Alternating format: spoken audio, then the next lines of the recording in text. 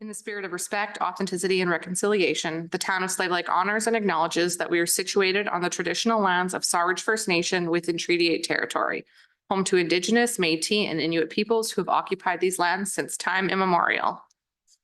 Councillor Gromlich. Make a motion to adopt the agenda as presented. Motion on the floor. Any further discussion? Call to question those in favor. And that is carried. Councillor Choba. I'd like to make a motion to adopt the minutes for the regular meeting of council, September 3rd. Okay, motion on the floor. Any further discussion? Call to question those in favor. And that is carried. Councillor Hughes. Move to accept the minutes of the Committee of the Whole meeting from September 10th, 2024 as presented. Motion on the floor. Any further discussion? Call to question those in favor. And that is carried. Okay, next up, we will move into our delegations. Molly, if you wanted to. And you can just state your full name and organization for the mic, that'd be great. Yeah. Molly Fighton, director with the MD of Lesser Slave River. So I know you have this in your package, but it was a really tight time frame. So I know that you haven't had a chance to look at this. So I thank Jeff for expediting this matter. What I'm here to talk about today is the Alberta Community Partnership Grant. It's the intermunicipal collaboration grant that the MD has submitted, and with the intent and anticipated support of a couple extra entities, meaning the commission itself and also the town of Slave Lake, supporting the application. What we've done is we've put together an application for the pursuit of a Class 2 industrial facility, otherwise known as a landfill, that is specialized in accepting oil field related non-hazardous waste. So this is a topic that has been discussed at the commission table with obviously the MD and the town represented at the table. We've just started the conversations in terms of what this could look like and who potential partners could be, and is the project actually feasible. So to provide a bit of background history, there's a lot of information in the grant application itself, which you have a copy of, and then the briefing, or the RFD itself, is what was presented to the MD last week. But just to skim through some of it, we're looking at ideally constructing a Class 2 landfill cell that is specific to the industrial waste. As I said, there used to be a site located in the Mitsue area. It's been shut down and that leaves a void in our area. And so any companies or businesses looking to dispose of this waste has to go up to 200 kilometers away as the closest site. And so we've kind of explored the feasibility on our own, but then we also have hired third-party consulting company to look into some of the next steps, including a market study and both a feasibility study. So the project's been broken up into two studies. We've just recently had the market study done that says, yes, there is a need in our area, and locating this cell right next to the existing regional landfill cell would be the most efficient approach, and it would align with our future plans on site as well. In total, the project is approximately $5 million. We won't know that until we get more into it. So as part of the first step, we're proposing that we request $170,000 from the grant in order to conduct the environmental studies and the permits required. So in terms of the grant, that's all we're looking at pursuing. And that is something that we could start as early as, next spring, next summer. It would take maybe a full year to do the environmental studies. And then from that point forward, with those results coupled with the feasibility study, we could potentially move forward with this project. So there's a lot to come and a lot more discussions to be made, but it is a concept that the commission has supported in principle at this time. And we'll be discussing further next week at on October 17th as part of the commission meeting. So this is simply a first step in that process. So what we're looking to get out of council today, I guess, and I don't know if that would come out of the delegation or further on the agenda, but it's to get a motion supporting just simply the application for the grant. That's in the next section after this, just so you know, Okay. it's business rising from delegation. Right. So you won't have to kick around until the end of the meeting. It's next up after this. Yeah. So project partners, just to summarize, the commission itself, the MD and the town. And as a requirement of the grant, we do require motions. The submission date for the grant was October 1st. So we have put that in just in terms of applying for it overall. If there was an issue with support, of course, we could retract that, but they do request a motion to be provided at some point in the application. And then letters of support, which I've talked to Jeff about as well, so. Okay, so basically from this, it would be a motion and a letter of support is what we're requesting. Yeah, so similar to the motion brought forward to the MD itself, it would look probably something similar to that if you wanted to kind of just copy that That's in there. same motion. Just change the Yeah, we've got name around. a motion. Okay.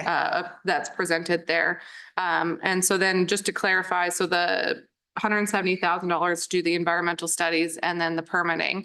And then the larger decision of the go ahead with regards to funding for the 5 million. And that's going to come through the Waste Commission, or how does the rest of that project follow? There'll be, of course, discussion at the commission table, but because it is such a huge investment, I would anticipate that we would come forward and have these conversations directly with the town as well. Mhm. Of course, there's representation from both parties at the commission table, but we have to really strongly look at partnering options and then what that investment's going to look like from each party. And we're going to be evaluating long-term benefits and the revenues and everything. Right, so the discussion, I guess, would be the future discussion for this $5 million will be Yeah. brought later as to the breakdown of what each partner is putting in. Yeah. And then how Yeah. financing. This project itself could take up to 5 years, so it's not going to be a rushed decision. It's just funding became available through the grant application and it was a very, very quick timeframe. So Nope. this at least allows us to utilize some grant funding to get it started or start looking at it. Any questions from council on that? Councillor Adams? How far down this have you already explored as far as the feasibility of having something of this cost? And then we're having to reclaim this at the end, I take it as well. Yeah, so the commission itself just recently hired a third party to conduct the market study. That's just in draft phase. That's supposed to come back to the commission on October 17th. I've just discussed with the consulting company some conversations right now to know if, hey, were the summary of the findings say that this is feasible? And they said, yes, it has. They've contacted a number of competing industries and potential clients to date. That's about as far as we've gotten in terms of just making sure there's actually a market, and that study has indicated that, but it hasn't come to the commission table yet. Reclamation, sorry, was the second part of the question? I know we've run into problems with ourselves and what we've done in the past and not anticipating the future costs. And now we're left holding the bag here and we're looking at possibly even having to kick in some more money just to deal with that. Is that something that we will ensure is going to be looked at and explored further so that our costing structure or whatever is going to cover that? Yeah, and so as per the MGA, a municipality always has to set aside reserve funding. So the municipality or municipalities are responsible for ensuring the closure and post-closure on the landfill. So we'd have to make sure we set aside that appropriate money in reserves to ensure it's closed and capped properly, not necessarily reclaimed, although reclamation of some landfills right now is something that is being explored through waste to energy right now. So But you Well, understand, right? Am I not out of line? No, with that? the reason significant why the cost? questions are coming is because of history with it. Now, there has been some improvements with Sorry, regards to, we're having a side conversation. Some of the improvements have come with the fact that they have extended the life of the cell due to improved management practices. So there have been some, I would say, over the last, I'll call it 4 or 5 years, some dramatic improvements with regards to the management of the facility. Now, this 170,000 doesn't necessarily commit us to this $5 million plus whatever closure costs or whatever. This is to say, hey, feasibility, like, can we do this? yeah. What's the environmental regulations? And then they'll have a larger plan. So, I mean, it's not requiring any cost investment at our time, so. But when that full funding concept comes back, that definitely the reserve funding will be outlined as part of that cost, and we'll have to figure out which party is setting aside how much each year so that it is properly reclaimed. I know a little bit about what you're speaking to in terms of the current site, and there wasn't money set aside in the reserves each year For the reclamation. from what I've found. And then so there was a kind of a spike in what we had to set aside because we weren't keeping up. But going forward, that's what we've been Part of the making sure we do. improvements is the directorship. And I will say Molly has a very good understanding of this, so yeah, but I guess that would be a friendly encouragement to ensure that the reclamation costs Yeah. are well outlined, because if they're not, Yeah. Councillor Adams will address. It's a must. Yeah. Okay, just one more. Sorry, one more thing, timeline on this, what would we be expecting for the study to start and to be completed? Yeah, so in terms of the grant funding, if we are successful, I realize that we would probably get notice of that in March of 2025, meaning we can already start the studies. Well, there's a bit of a lag period as to when we'd get notified. But from what I've read in the grant application, we can start the studies as early as June of 2025. And then in terms of what I think could happen is that it could take 2 full summer seasons, meaning we should be able to complete the studies by the end of 2026 and then have it completely wrapped up by the end of 2027 in case there's additional testing required and back and forth with Alberta Environment and Parks. And then we can construct, if we were to continue with the project, start constructing the project in 27 or 28, potentially have it wrapped up in 2029. So 4 or Thank 5 you. years. Yeah. Any further questions? Okay, thank you very much. Good to go. Thank you. Thank you. So we'll just move right along into business arising from delegations. Report is in your package. Good evening, council. So again, this is just the purpose of the report is to have council make a decision regarding the ACP grant. You just heard representative from the Lesser Slave River MD request a decision from the Town of Slave Lake Council to support the ACP grant application. Tonight, council must discuss whether to proceed with supporting the grant application or not. 2 options before you are 1, to proceed with supporting the ACP grant application and making the motion referenced in the delegation report from Lesser Slave River, or 2, not to proceed. You have a motion before you with administration's recommendation to proceed with the application. Councillor Adams, it's fast. Always. I lied, I'm sorry. I move that council supports the application for Alberta Community Partnership ACP Intermunicipal Collaboration Grant being submitted by the MD Lesser Slave River number 124, the MD, for the purposes of funding the environmental and permitting project components for the Class 2 industrial landfill facility with a funding request of $170,000. This grant application will be submitted with the MD, Town of Slave Lake, and the Lesser Slave Lake Regional Waste Management Services Commission, listed as the 3 current project partners. Motion on the floor. Any further discussion? Call to question those in favor. And that is carried. Okay. Moving forward into our new business, Joanna.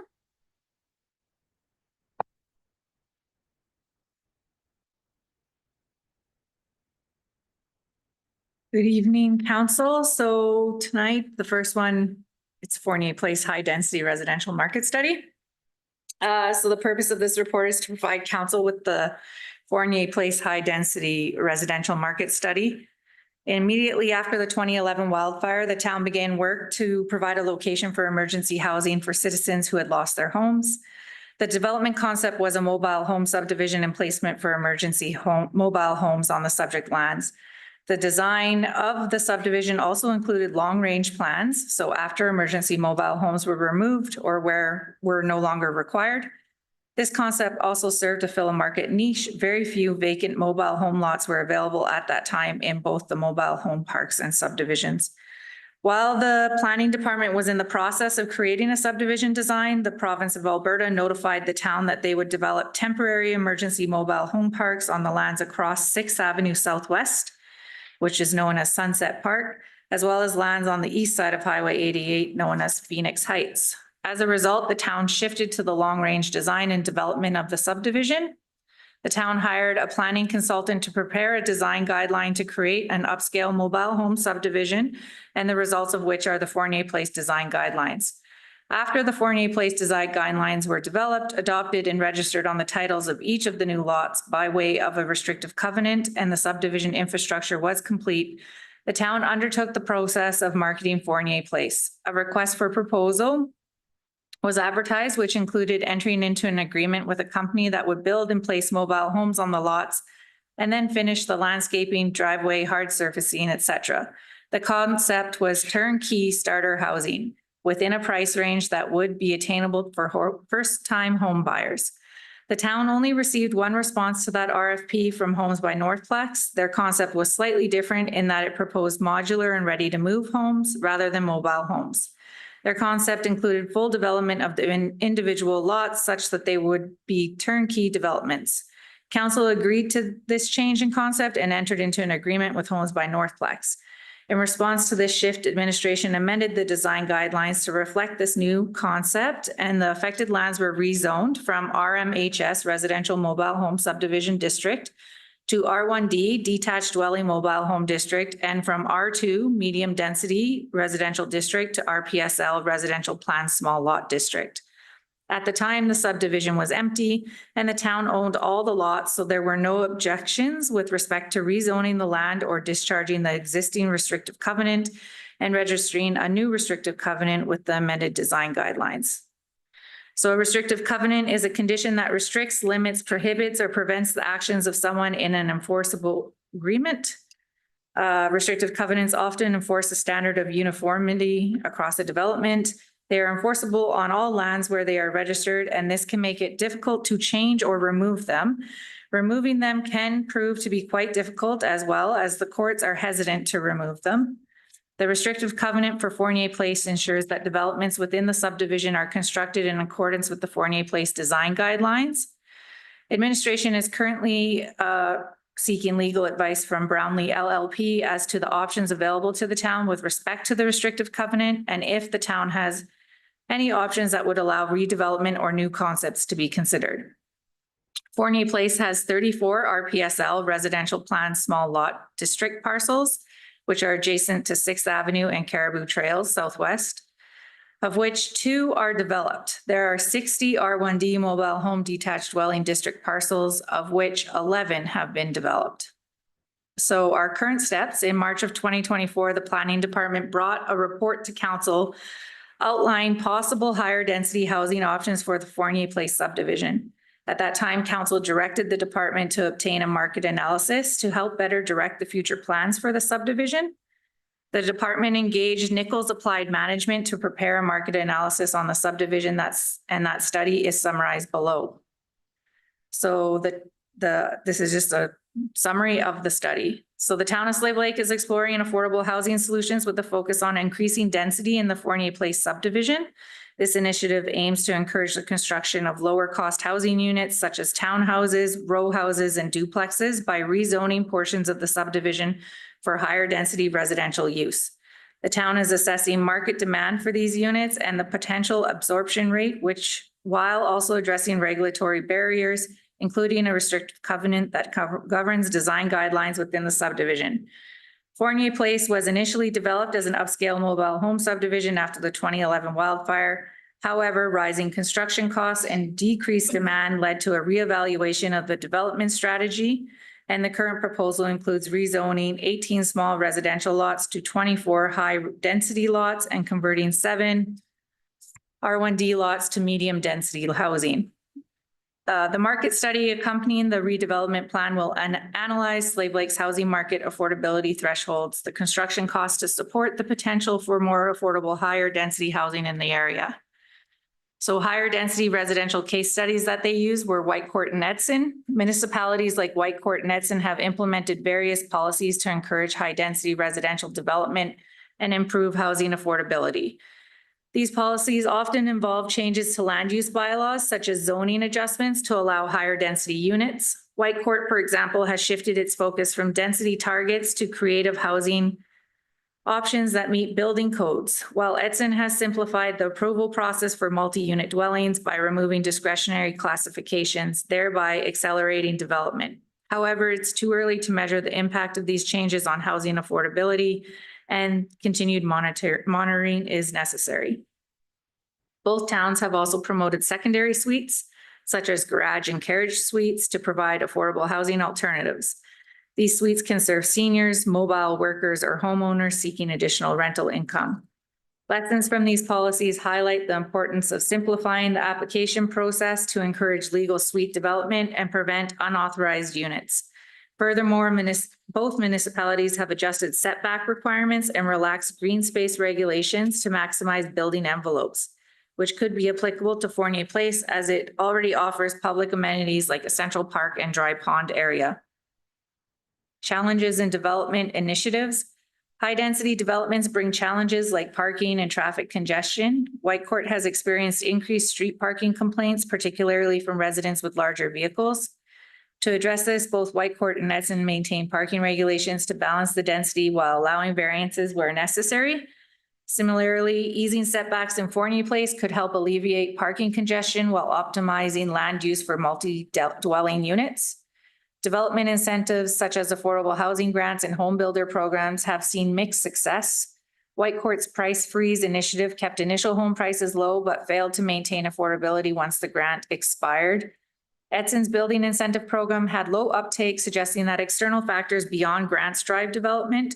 Additionally, mobile and manufactured homes have been positioned as entry-level housing options, but stigma around mobile home parks remains a challenge. These housing types remain relevant for specific demographics, including seniors and first-time home buyers, and could be considered for further development in Fournier Place, where zoning already allows for such homes. Affordability in Slave Lake is a key concern here. With new families and the mobile workforce identified as the primary buyers and renters of higher density units, the Canadian Housing and Mortgage Corporation consider housing affordability if it costs less than 30% of a household's income. In Slave Lake, the population has grown marginally between 2001 and 2023 with a compounded annual growth rate of just 0.11%. This modest growth is offset by outmigration as people typically work in local industries for 10 to 15 years before relocating elsewhere. The population's age distribution shows a high proportion of residents under 45, highlighting the potential demand for affordable housing options targeting younger demographics. Table 3.1 below illustrates that the median income in Slave Lake varies significantly across age groups, affecting housing affordability. For example, younger residents ages 15 to 34 and seniors 65 and up have the lowest incomes, with affordable housing prices ranging from $70,500 to $130,500. The overall median individual income in the town is $50,800 a year, which supports an affordable home price of approximately $169,500. Families in the 25 to 44 age group, representing 41% of the population, could afford homes priced between $173,500 and $212,000, reflecting a demand for affordable family housing. This data highlights the need for housing solutions that cater to different income brackets and family sizes. So housing structure and family size. Housing affordability is closely linked to the type of dwelling and family structure. In Slave Lake, 51% of homes are single detached houses with a median household income of $137,000, allowing for an affordable home price of $456,500. Movable dwellings such as mobile and manufactured homes are the second most common housing type with an affordable price of $303,500. There is also demand for row housing, which is limited. There's only 7% of households that are row housing in the community with a median income that supports a price of $313,500. As seen in table 3.2, the demand for affordable housing in different structural types suggests opportunities for further development in Fournier Place to cater to lower income households. Family demographics and market demand. Families with children representing 31% of households in Slave Lake have a median income that supports home prices up to $480,000. However, single parent families, which account for 10% of the population, have an income of $66,000 with affordable homes priced at $220,000. This disparity underscores the need for affordable family homes such as duplexes or townhouses with 3 or more bedrooms. Developers should also consider essential amenities like parking space, which is important for families with multiple vehicles or larger trucks, common in rural communities. Housing options should address both affordability and the practical needs of buyers. Residential construction estimates. So our current housing supply, the town's housing supply is primarily composed of single detached homes, followed by movable dwellings, apartments at 16% as shown in table 4.1. Other types of housing such as row houses, semi-detached homes, and duplexes contribute smaller portions to the overall housing stock. And since the major rebuilding effort in 2014 following the 2011 wildfire, housing construction has been relatively stagnant, averaging 4 single-family home constructions per year. Multifamily unit construction averages 1 per year until 2021, where 2021, where 32 units were built in the Cornerstone community.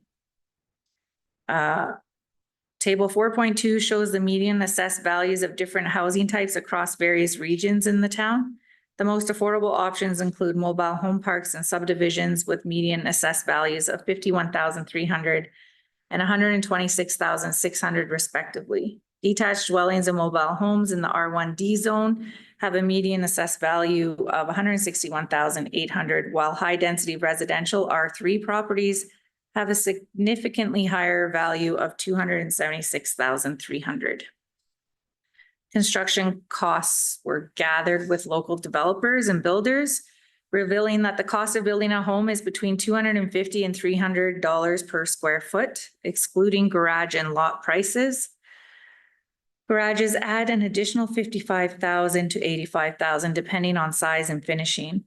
Higher density housing, while slightly more cost effective per unit, still carries marginal savings compared to single detached homes due to additional condominium fees and parking requirements. Mobile and manufactured homes are the most affordable, ranging from $128,000 to $305,000 in total cost, while townhouses and row housing can cost between $365,000 to $545,000. The range in prices reflects variations in floor plate sizes, finishing grades, and additional costs such as garage construction. Higher density homes, though initially more affordable, can become cost prohibitive due to rising construction and finishing material costs.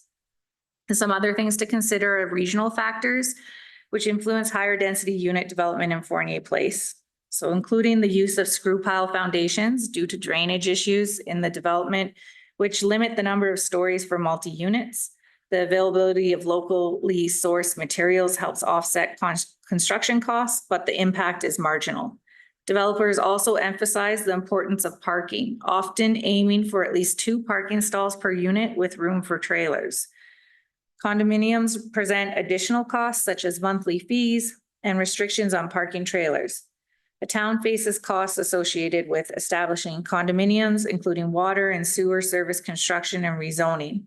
The high cost of new construction is driving buyers toward renovating existing homes rather than building new, and with single-family home prices ranging between $450,000 and $500,000 compared to the average market price of $371,700 for existing homes.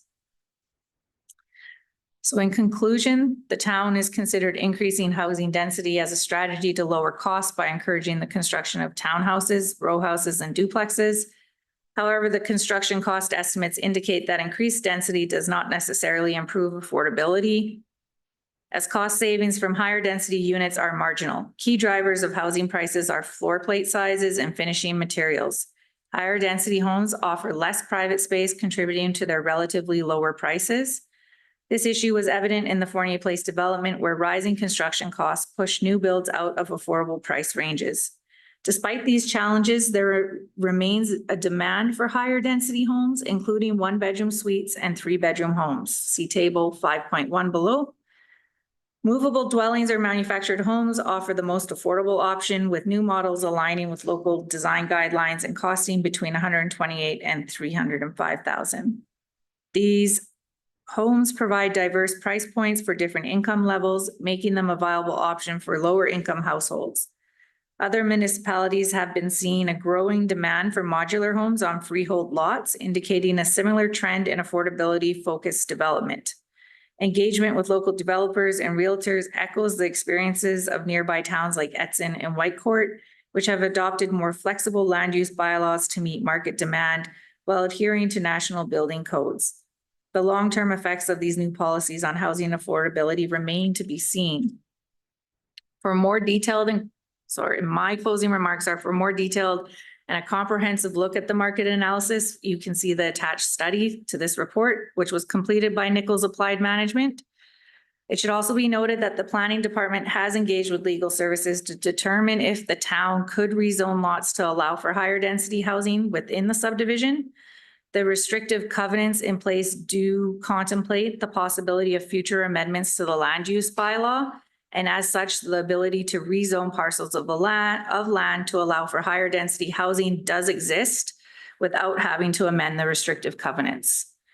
As work continues on the Fournier Place subdivision development project, the planning department will continue to provide updates for council. And just to accept as information, if you guys have any questions or comments. That was a really watered down version of the actual report, so. And still an absolute ton of detail. Yes. Counselor Gramlich, Make a motion to accept the report as information. motion on the floor. Any further discussion? Call to question, those in favor, and that is carried. And continuing on. So I have an application to amend the land use bylaw for redistricting bylaw number 2024. So the purpose is for council to give bylaw 2024 first reading and to set the date for the required public hearing. This is an application being brought forward by the town of Slave Lake to rezone lots within Fournier Place subdivision, so that the civic addresses are 1240 Fifth Ave Southwest, 1229 Third Ave Southwest, 1224 Third Ave Southwest, 1221 1A Ave Southwest, 1201 1A Ave Southwest, and 1200 Third Ave Southwest.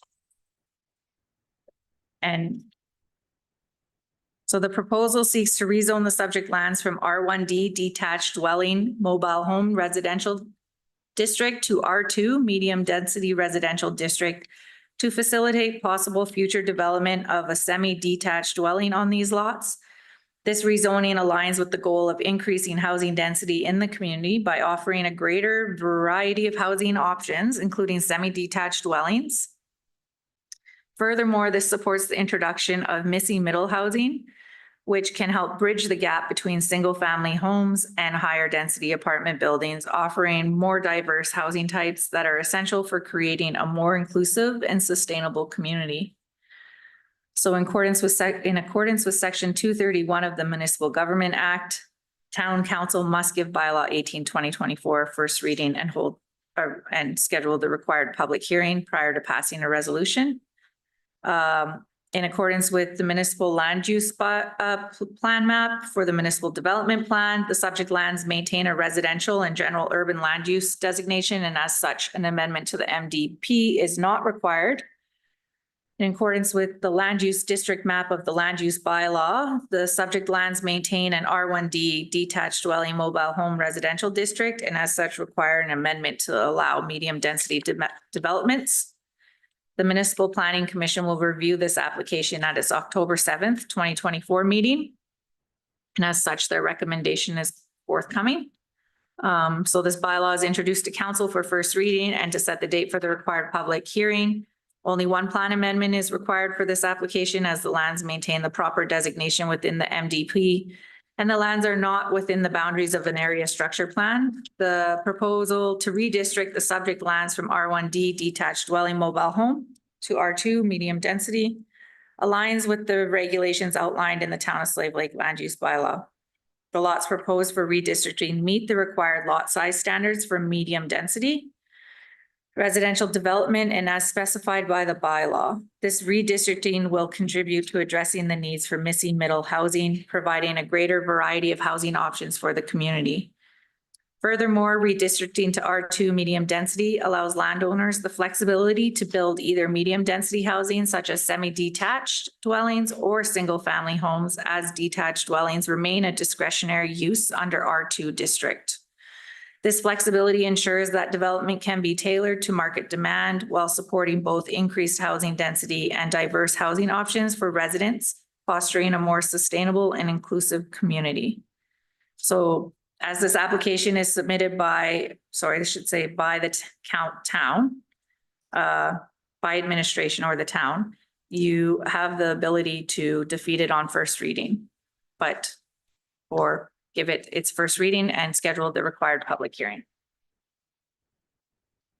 Notice of the public hearing will be advertised on the town's website and social media platforms for a period of 5 weeks.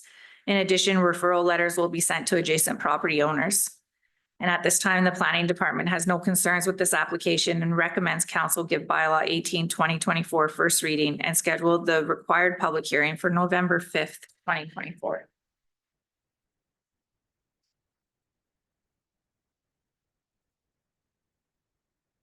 Counselor Hughes.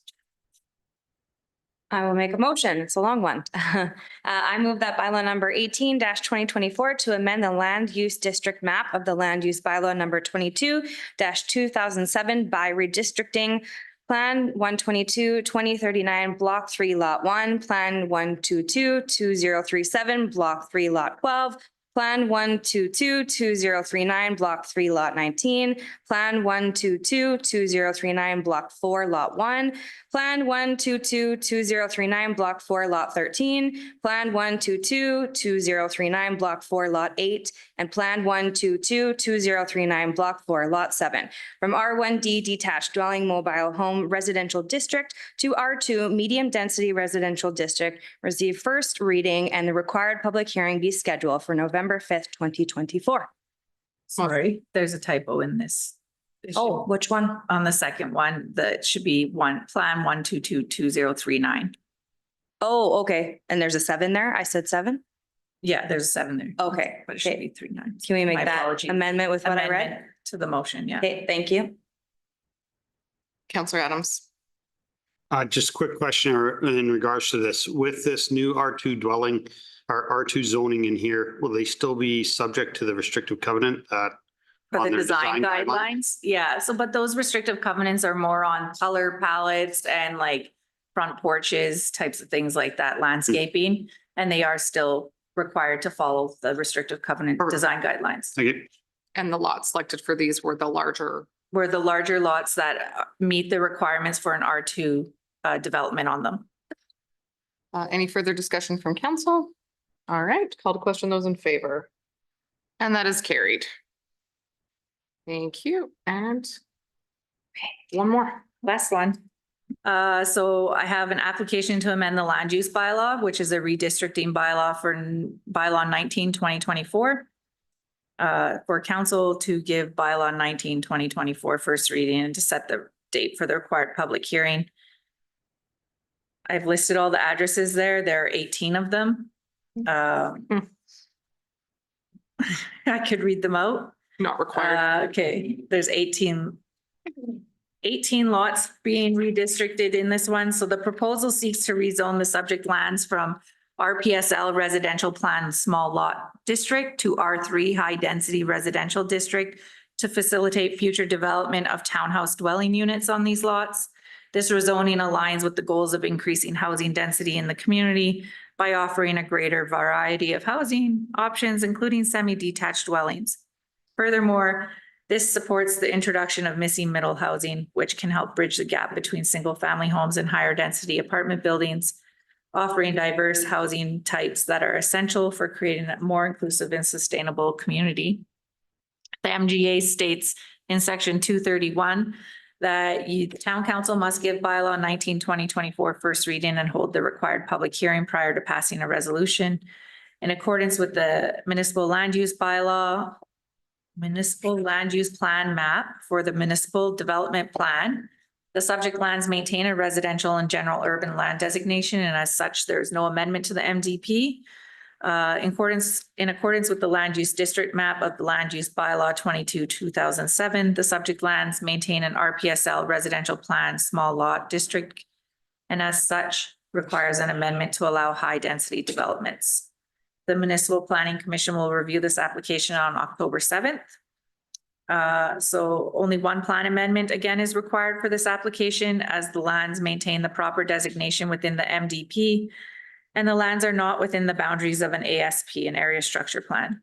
The proposal is to redistrict the subject lands from RPSL to R3 with regulations outlined in the Town of Slave Lake Land Use Bylaw. The lots proposed for redistricting meet the required lot size standards for medium density residential, so high density residential development as specified by the bylaw. This redistricting will contribute to addressing the need for missing middle housing in the community. Council must give bylaw 19/2024 first reading and hold the required public hearing before passing a resolution. However, since this application is being brought forward by administration, council may amend or defeat the bylaw prior to holding the required public hearing. Notice of the public hearing will be advertised on the town's website and social media platforms for 5 weeks. In addition, referral letters will be sent to adjacent property owners. At this time, the department does not have any concerns with this application and recommend you give first reading and set the required public hearing. Okay, any questions? Questions from council? Okay, Counselor Adams. Before you start, I'll ask a quick question regarding it. Counselor Gramlich. It's bylaw number 19. 19. Right? And it Yes, says- there's a typo. My apologies. Are the 2037s incorrect as well? Yeah. Yes, Those are all typos. there should be 2/9, yes. Bless your heart, Steve. Keep reading. Yeah, I was gonna ask the same thing with all. I apologize. Okay, move that bylaw 192024 to amend land use district map of the land use bylaw 222007 be redistricting. Plan 1222039 block 1 lot 29.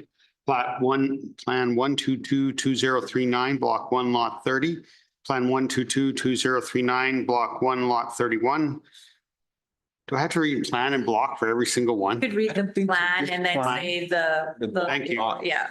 Yeah, Plan 1222039 block 1 lot 32, 33, 34, 35, 36, 37, 38, 39, 40, 41, 42, 43, 44, 45, and 46. Yeah. From RPSL Residential Plan Small Lot District to R3 High Density Residential District receives first reading and the required public hearing be scheduled for November 5th, 2024. On the floor, any further discussion? Call to question those in favor, and that is carried. Thank you. Next up, we have a question period. Do we have any questions for administration? Okay. Seeing none, we'll move forward to State of the Lake. Counselor Choba. thank you. I would like to wish a happy Independence Day to all Nigerians in Slave Lake. Today, you celebrate your heritage, resilience, and the vibrant culture that we share. Let's continue uplifting each other and contributing to the diversity that strengthens our community. Here's to our roots and to a bright future. Thank you. Anything else? Wow. Okay, moving forward into correspondence. Okay. We have a letter, Jeff, from Legion. Yes, you do have a correspondence received September 15th, 2024. This is from the Legion, looking for support for their annual Law Enforcement Appreciation Dinner on October 26th, 2024. The request is before you for consideration. Okay, so the request is the donation for their annual $500 for their annual Law Enforcement Appreciation Dinner. Counselor Adams. We supported this in the past, I believe, continually. I believe. For as every long as year, I for can long as remember. I remember, yeah. Okay, I guess because we've made changes within our requests and what becomes before council, does this fall within that? Not traditionally. I mean, the money that you have set aside was to support community events. This would be very specific and almost a restricted event. Like, I'm not sure who they necessarily open. I think their tickets are available to the public, but I think generally the audience is law enforcement personnel of RCMP, peace officers, sheriffs, whatever that might be, and maybe even emergency support. They might even have some emergency. Yeah, I was just wondering if this would fall, Personnel. No, it typically wouldn't. This would fall outside the how we scope. apply. I guess the process is what I'm after. That's why it's before you tonight. If this would have fallen under the policy, administration would have dealt with it accordingly. Counselor Adams. I'd like to make a motion that we donate $500 to the Legion in support of their annual law enforcement appreciation dinner. This has been a historical thing that we do as a town, and I guess that's outside the motion. Never mind. With funding coming from future expenditures. Yes. Thank you. Okay, motion on the floor. Any further discussion? Call to question, those in favor. And that is carried. Counselor Choba. I'd like to make a motion to adjourn. All right, any further discussion? Call to question, those in favor. And that is carried. You're very slow.